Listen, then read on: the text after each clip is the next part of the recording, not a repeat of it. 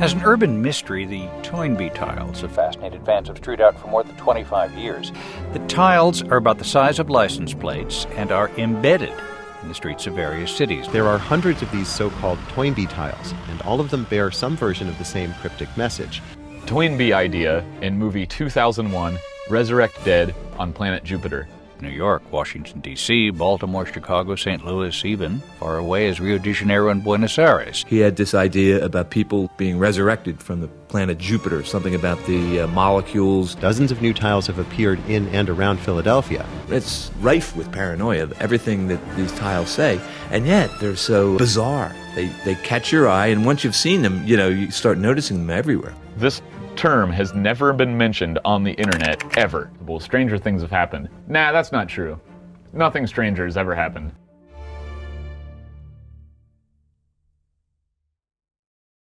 In the early 1980s, a strange message began appearing all over the streets of Philadelphia. Toynbee Idea in movie 2001, Resurrect Dead on planet Jupiter. These seemingly cryptic tiles, which were embedded into the ground, suddenly began emerging across the city, and nobody seemed to know what they meant, how they got there, or who was responsible. This phenomenon would be investigated by a team of 3 curious minds, and would unravel one of the most bizarre and yet incredibly fascinating mysteries I have ever heard of.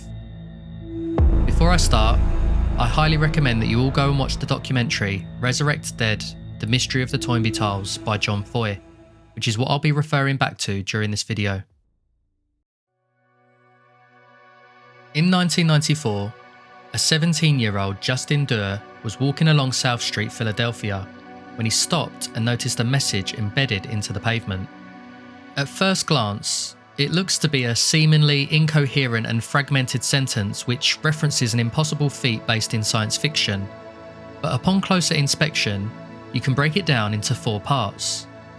Toynbee Idea seems to reference the British historian and philosopher Arnold Toynbee, who was best known for his 12-volume publication, A Study of History, which documented the chronicles of 21 major human civilizations throughout the ages.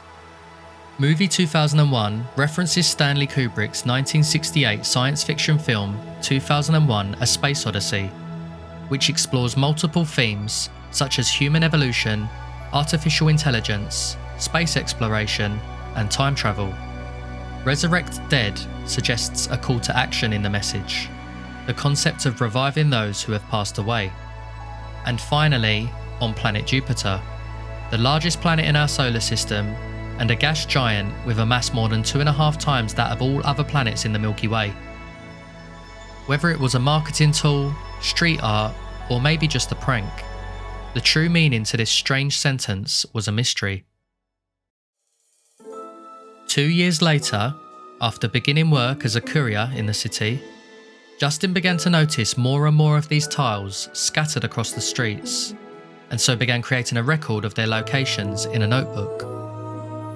In 1997, it had only just become possible to get onto the internet through the Philadelphia Public Library, and so Justin took this opportunity to search the web for the mysterious phrase for the first time. Toynbee Idea was the first thing I ever typed into an internet search engine. Your search returned 0 results. You've got to be kidding me. There's nothing. This term has never been mentioned on the internet, ever. Roughly a year later, Justin returned to the library to search the term again. And this time, he found the website toynbee.net. The website was documenting the location of the tiles and asking the same questions that Justin had. But the mystery wasn't just local to Philadelphia.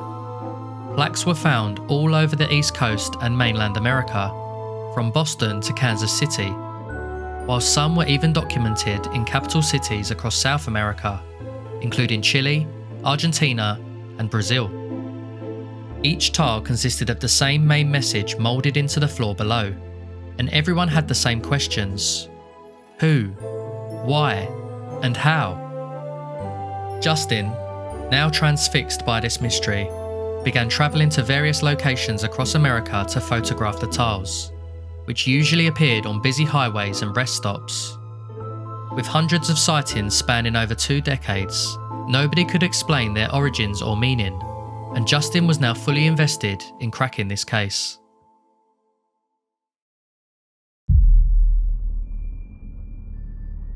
Whilst the main message on the tiles was always the same, many of them featured side notes which sometimes gave context and clues to their purpose. A real resurrection is easy, and is proved by first cavemen who made first of genius tools. You must lay tile alone as hellions and feds infiltrate and harvest you to prison. You must lay tile as media hellions and fronts are against it. I'm only one man, and when I caught a fatal disease, every concept of past 500 years don't exist in Christian heaven. They only exist in Christian hell. One of the most interesting developments was the discovery of the Manifesto tile, found on 16th and Chestnut in Philadelphia, which was roughly 3 feet tall and contained an unusually long message. Inscribed with what looked to be paranoid ramblings from the Toynbee Tiler, it reads, John Knight, owner of the Philadelphia Inquirer, who's hated this movement's guts for years, takes money from the mafia to make the mafia look good in his newspapers, so he has the mafia in his back pocket. John Knight sent the mafia to murder me in May 1991. Journalists, all of them, gloated to my face about my death and Knight Ridder's great power to destroy. In fact, John Knight went into a hellion binge of joy over Knight Ridder's great power to destroy. I secured house with blast doors and fled the country in June 1991. Orders of NBC executives got the US Federal District Attorney's Office and got the FBI to get Interpol to establish task force that located me in Dover, England.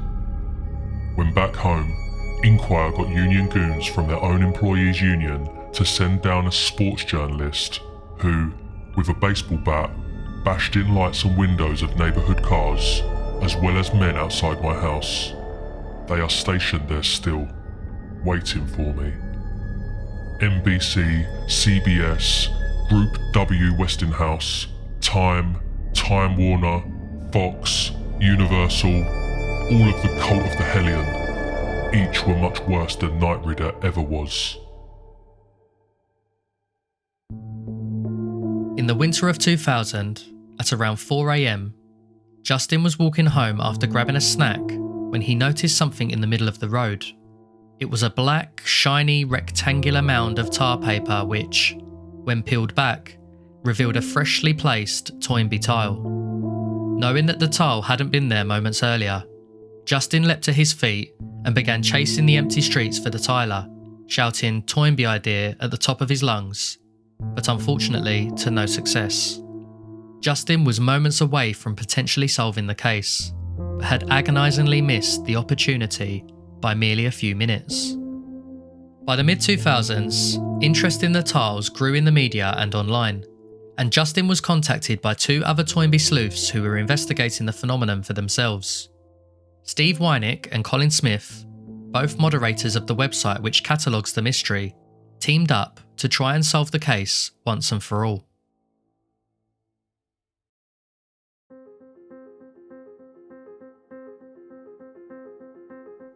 When beginning the initial investigation, there were 3 main avenues to go down which they felt could lead them to understanding who was behind the Toynbee tiles. The first was an address for a home in South Philadelphia, which was discovered on a Toynbee tile in Santiago, Chile.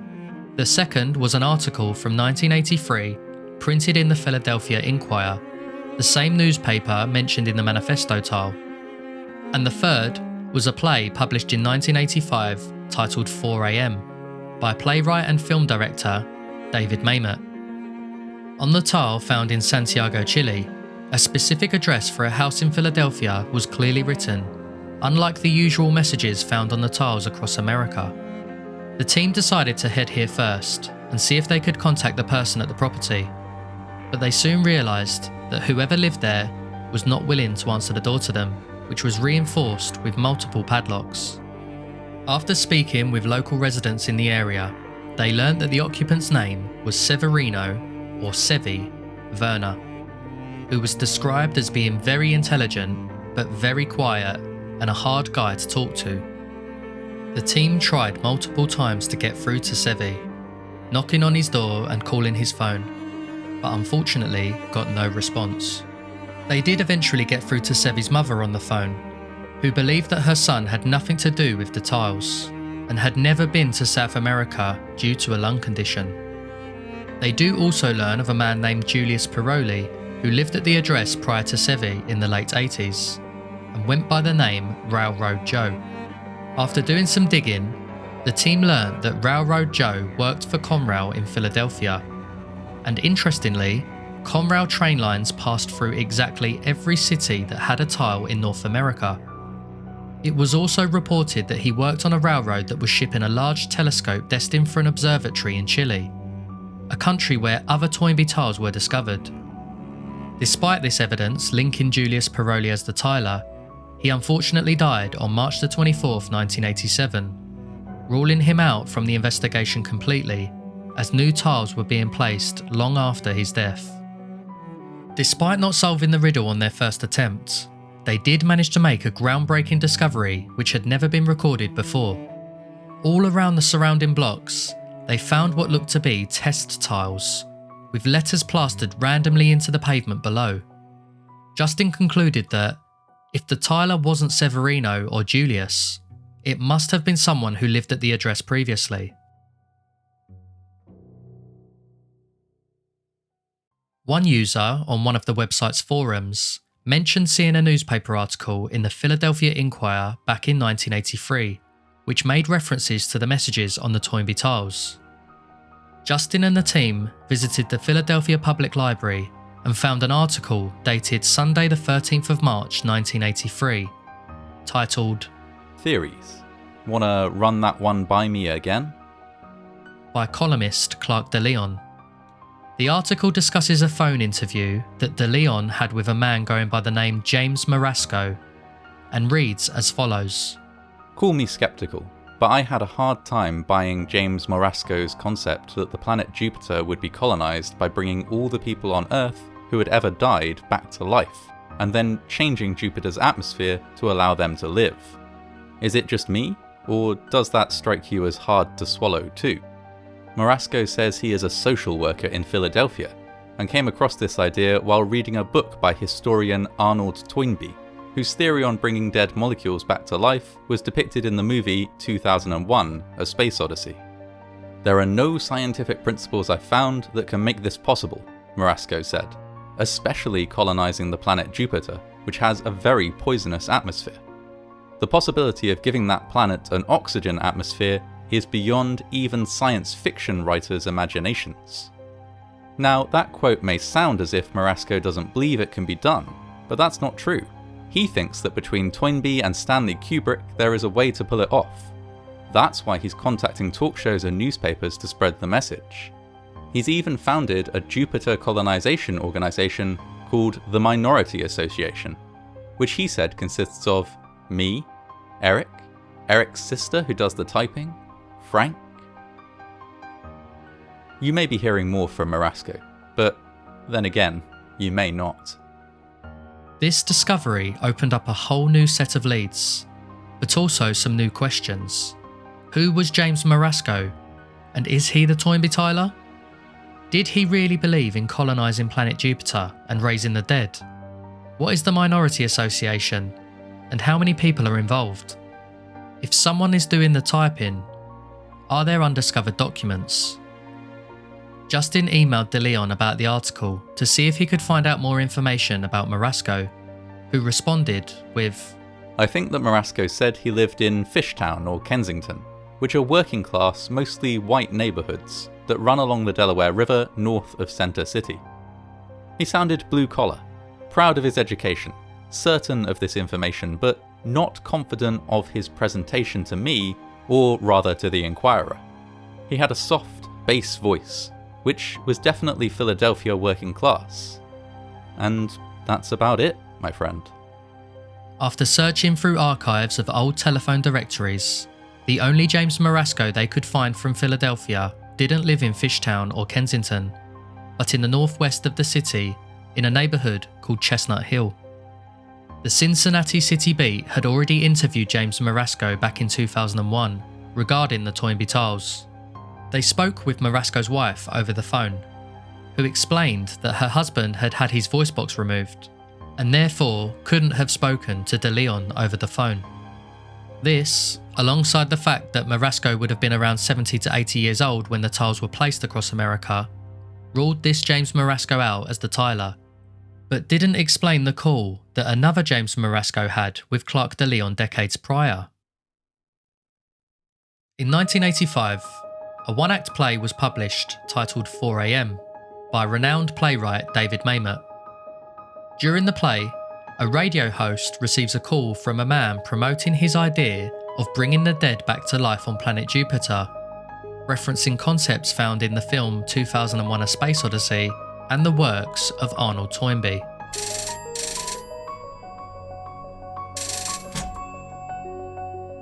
Hello, you're on the air. Hello, Greg. How are you? I'm fine. Good. Greg, it's a pleasure to talk with you. I had the pleasure of talking to you 3.5 years ago. I've been a continual listener of yours since you started out with 22 stations. I admire you very much. Thank you. Thank you, Greg. What's your problem? Greg, we need your help to publicize our plan. We've been trying to get our organization together to raise money to be able to hire a public relations firm like Wells & Jacoby to publicize our organization. Where are we going to get the money? I don't know. To publicize In the movie 2001, based on the writings of Arnold Toynbee, they speak of the plan. Excuse me. But the movie 2001 was based on the writings... All human life is made of molecules. Based on the writings of Arthur C. Clarke. No, Greg, if it you was examine... based on the writings of Arthur C. Clarke. Greg, no. We have go on. Greg, in the writings of Arnold Toynbee, he discusses a plan whereby all human life could easily be reconstituted on the planet Jupiter. Uh-huh. Greg? Yes, I'm listening. Greg, Yeah, I got it. Go on. No. Go on. I got it. Arnold Toynbee. Human life on... As we're all made of molecules, Greg, and the atoms of all human life that ever lived are still in all of us. Okay, I got it. They exist. They've just been rearranged. Yes. So? We'd like to publicize our organization, Greg. We're very young and we've just been in existence for over a year, and we want to publicize our theory. And Greg, we don't know how. How do you publicize your plan to bring dead people back to life on Jupiter? Yes. Mamet's play references not only the same themes from the tiles, but also mentions humans as being made up of molecules, which was only previously brought up in the Philadelphia Inquirer article featuring James Marasco.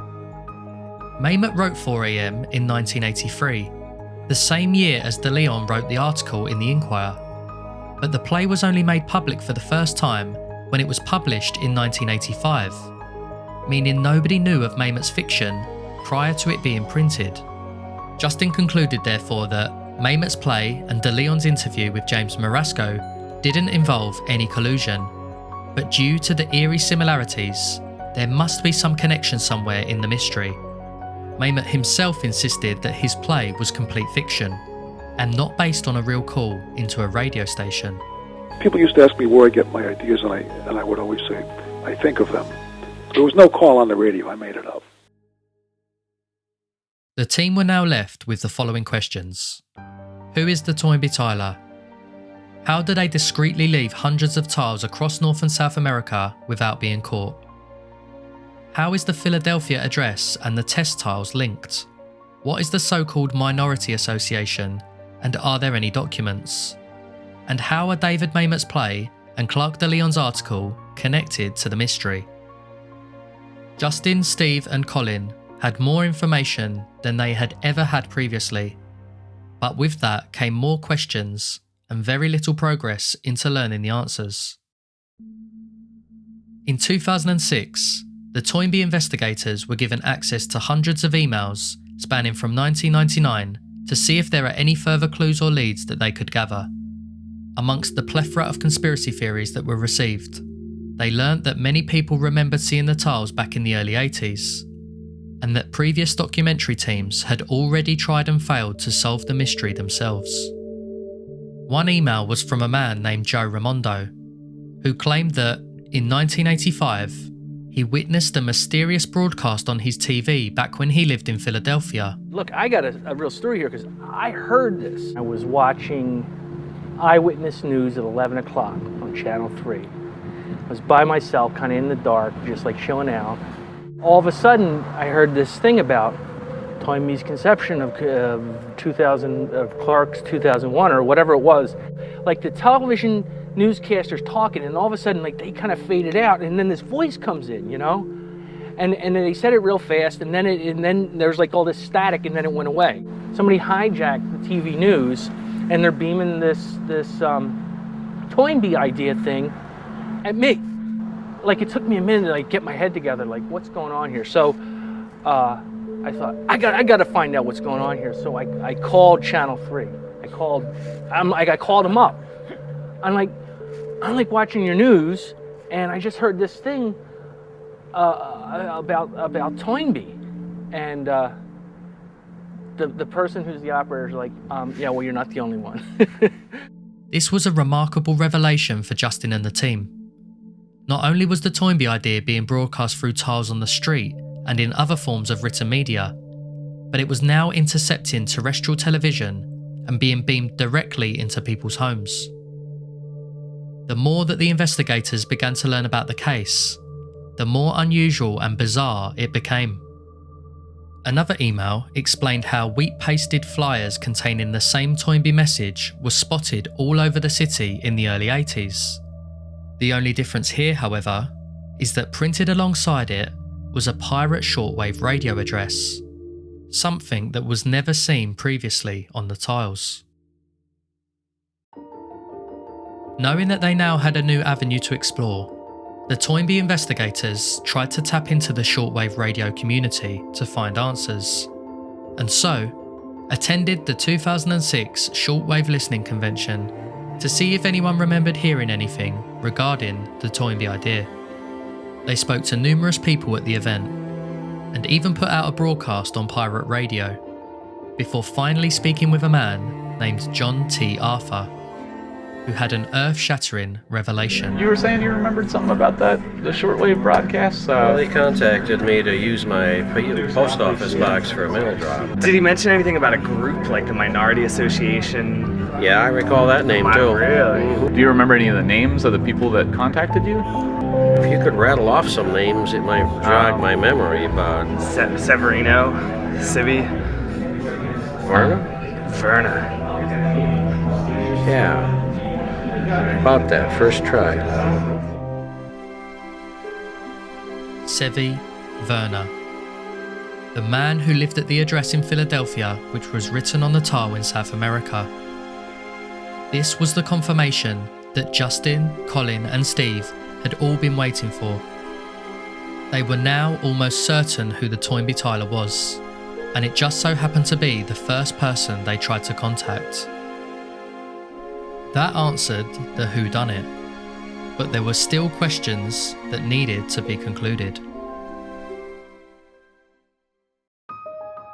The three traced back to Sevi's neighbourhood to see if they could speak to him again, but still there was no response from Verna when they knocked on the door. They spoke to his neighbours, who explained that Sevi was an extremely paranoid yet timid character who had recently boarded up his windows with plywood, and nobody saw him unless it was 2 or 3 o'clock in the morning. One neighbour, Franny Siebold, explains how he remembered Sevi's car having a huge antenna on the roof, and that the floorboard had been taken out of the passenger side of the vehicle.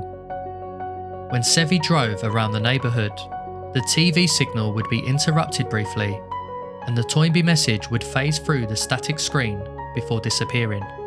This explained how Sevi relayed his message to the neighbourhood televisions, and also provided a strong theory as to how he was able to place tiles along the road undetected.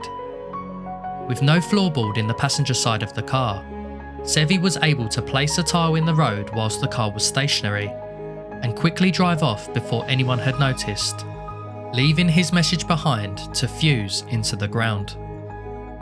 A combination of linoleum, asphalt sealer, and tar paper can allow the tile to be physically pressed or baked into the floor and ultimately become part of the surface. After attempting one more final time to get Sevi to answer the door, the team decided that it was time to leave him in peace, as he clearly didn't want the attention he was receiving and likely feared confrontations. You may now be thinking that, with the team unable to speak with the Toynbee Tiler directly, the true reasons for his actions were never uncovered. However, a month later, Justin received an email from a man named Ulyss Fleming, who just so happened to hear his pirate radio broadcast at the convention.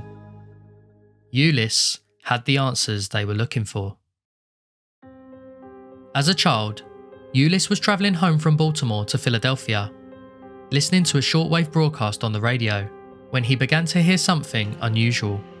During the journey, he heard Sevi Werner transmitting the Toynbee idea, as well as a P.O. box address, so wrote to it asking for more information.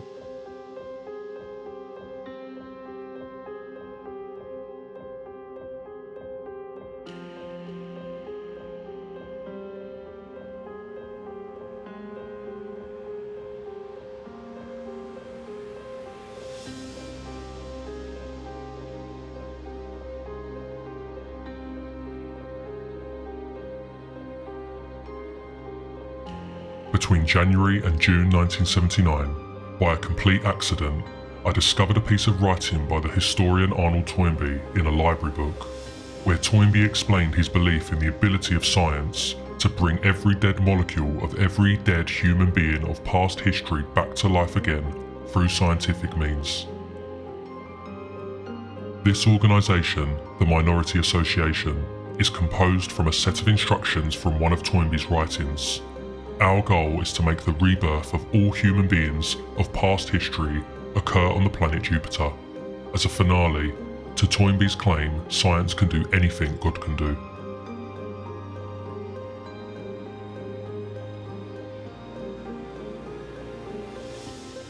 On each and every page, the author refers to himself as Marasco, except for one time when a document is signed using a different name, Severino Werner. James Marasco was Severino Werner, hiding behind an alias to protect himself from the outside world. It's through these documents that we learn the meaning of Werner's Toynbee tiles.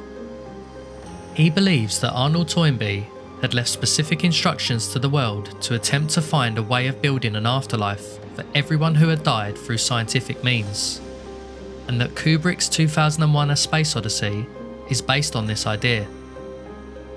At the end of the film, during a mission to planet Jupiter, an astronaut witnesses his own death and is resurrected in orbit of the Earth as a star child, achieving the next step in human evolution.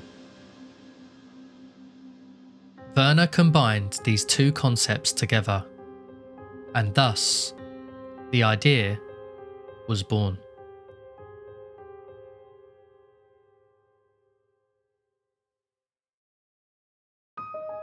So now we know who the Toynbee Tiler is, what the messages meant, how they were embedded, and who the Minority Association were. The only missing piece of the puzzle is how is David Mamet and his play 4am involved? Remember, it references a person calling a radio station discussing the writings of Arnold Toynbee, movie 2001, and bringing dead people back to life on Jupiter. Yet Mamet insists he made the whole thing up. This surely couldn't be just a coincidence. Well, the answers, once again, lie in the Minority Association documents. In one of the documents, written by Werner, he states that the Toynbee idea was first explained during a call-in on a Larry King show in 1980. The play is an homage to Larry King, the days when I used to listen to him on the radio in the middle of the night. Sevi Werner, posing as James Marasco, called the Larry King show in early 1980, and Mamet may have been listening as the Toynbee idea was passionately declared on air. The Toynbee investigators believe that Mamet must have got his idea for the play from this call in 1980, wrote down some notes to remind himself, and then completely forgot about it happening when he finally created it in 1983. And with Werner known for sharing his ideology during the early hours of the morning, who knows, perhaps the call even happened at 4 a.m. So, to recap, here are the conclusions from Justin, Colin and Steve on the mystery of the Toynbee tiles. In 1979, Severino Werner discovers Arnold Toynbee's Theories of the Afterlife by chance in a library book and sees the film 2001: A Space Odyssey. He then makes a connection that the two are linked and believes it to be his mission to tell the world of this idea, to find a way to raise the dead on planet Jupiter. In February 1980, possibly at 4 a.m, Werner calls Larry King's radio show under the name James Marasco and explains the Toynbee idea for the first time to an audience, with David Mamet being one of the listeners. Between 1980 to 1983, Werner, still disguised as James Marasco, attempts to spread his message through major media outlets such as NBC, CBS, and John Knight, owner of the Philadelphia Inquirer. He gets rejected by everyone except Clark DeLeon, who runs an article discussing a strange call that he had with him and publishes it on Sunday the 13th of March 1983. Realising he can't get his message out via the main channels of American media, he begins to take matters into his own hands by posting wheat-paste flyers across the city and broadcasting shortwave pirate radio from his car. Around this time, David Mamet writes the short play 4 a.m, forgetting where he originally got the idea from. By 1985, Werner is driving around Philadelphia, using the skills he has learned to beam his message directly onto televisions through his car's antenna. In the same year, David Mamet publishes 4 a.m, showing it to the public for the first time. It's around the mid-80s that the first Toynbee tiles begin to appear, slowly evolving and spreading out as far as South America, with hundreds being logged and recorded up until the present day. In 1994, Justin notices a Toynbee tile for the first time, and the hunt to solve the mystery officially begins.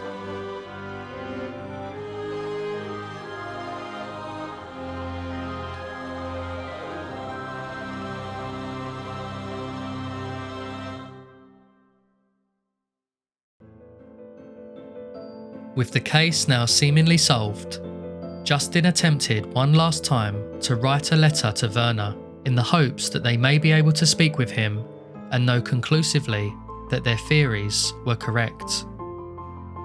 Unfortunately for Justin and everyone involved, he never received a reply. And that should be the end of the story. That should be the conclusion. Except it isn't.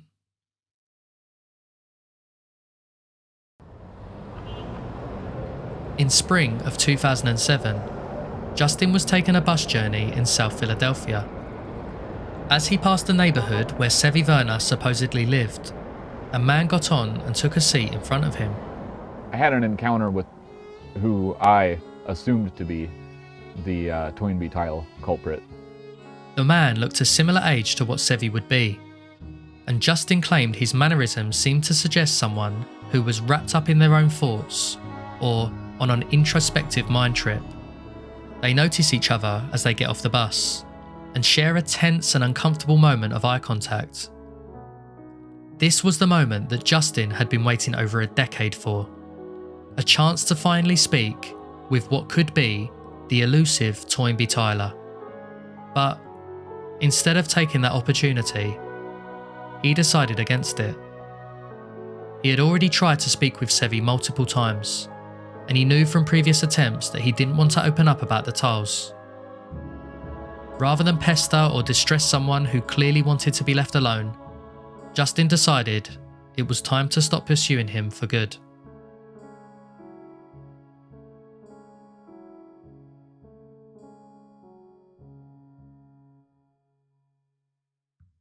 And that should be the end of the story. That should be the final chapter. Except it isn't. Since the documentary aired in 2011, there have been a number of small developments with this mystery. Firstly, shortwave radio listeners began reporting that the Toynbee Idea was being broadcast once again, but from an unknown source which was never tracked down. New tiles continue to be discovered on the streets of America, but not all of them are authentic or even referencing the original Toynbee Idea. A new wave of messages began appearing along the streets of US cities, known as the House of Hades tiles, which varied in content but all followed a similar theme.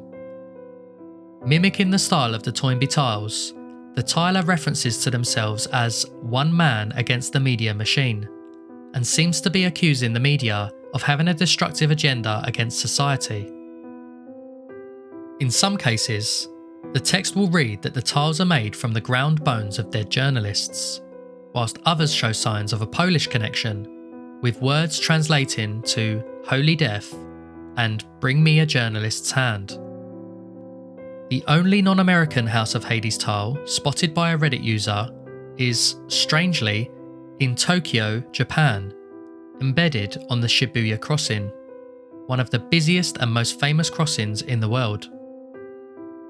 Justin Durr states that he met the House of Hades tiler by chance when performing with his band in Buffalo, New York. He randomly asked the audience if anyone present could be the House of Hades tiler. One man in a white ski mask responded by raising his hand. He spoke for a few hours about his adventures and reasoning for laying the tiles, to which Justin claims he had all kinds of stories. Some of them I'm not at liberty to tell, but that these aren't just straightforward copycats of the Toynbee tiles. They are their own thing entirely. Whilst the new tiler had begun marking his own territory, another set of tiles began appearing in New Jersey, which seemed to be attacking a man named Mason Meltzer. This new message accuses Meltzer of somehow using his position as a Meals on Wheels delivery man to abuse old people in their home with help from the police, and is in a much similar style to the original Toynbee tiles. Steve and Colin believe that this is the work of the original tiler, Sevi Werner, as there are many similarities with his previous work. According to details on the Toynbee Idea website, Meltzer reportedly knows the family of the Toynbee tiler, but doesn't know Sevi directly. Yet there must have been a significant moment between the two for these new tiles to appear. Justin has since gone on to new ventures since investigating the Toynbee tiles, tracking down the lost work of cartoonist Herbert Crowley in 2015. Steve and Colin continue to document new sightings and facilitate the Toynbee Idea website, ensuring that the legend of the Toynbee tiles lives on. And that, finally, is the end of the story. Or is it? If you yourself spot any tiles or messages similar to those seen in this video, you can submit a report on the Toynbee Idea website. I'll leave a link in the description. Perhaps there is still more to come from this mystery, and new developments may be made. But for now, this is the semi-solved mystery of the Toynbee tiles.